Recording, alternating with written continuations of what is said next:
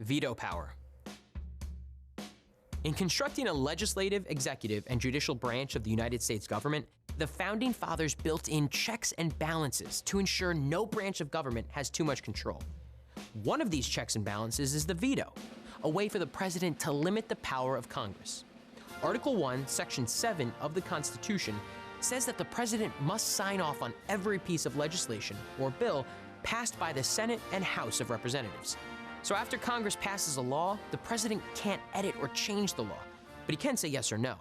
However, the president only has 10 days to look it over and make a decision. If the president says yes, he signs it and it becomes a law.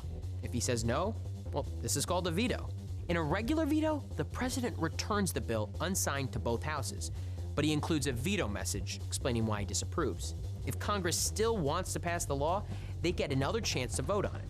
But for it to override the president, it must be approved by 2/3 of the House and Senate.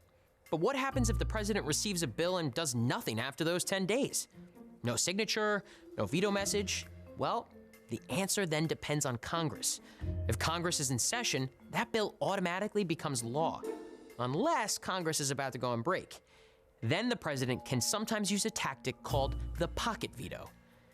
When the president refuses to sign a bill and Congress has adjourned, the bill dies. And Congress has to start the entire process all over again when they return. But there is ambiguity around what it means to be adjourned. In fact, there have been many Supreme Court cases that have tried to define adjournment. The modern definition only allows pocket vetoes when Congress goes on a break and has not scheduled the next meeting date. President Franklin Delano Roosevelt had the most vetoes, with a record 635. Granted, FDR had the most time in office of any president, 12 years.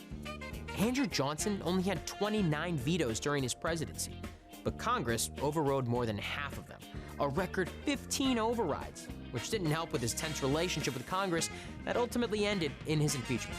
One of the most famous examples of an override by Congress took place in 1974. In the aftermath of the Watergate scandal, President Gerald Ford vetoed a bill that would strengthen the Freedom of Information Act. But Congress was determined to promote government transparency. Freedom of information prevailed, with over 2/3 of both chambers voting to override. Vetoes are an essential part of the president's power, but no governmental power is without limits. While we might disagree with some of the outcomes, vetoes are a clear example of checks and balances at work. Young people in large numbers came out and joined what became known as the Red Guards. These largely terroristic organizations were used to publicly humiliate, assault, and in some cases, even murder political enemies of Mao and the Communist Party.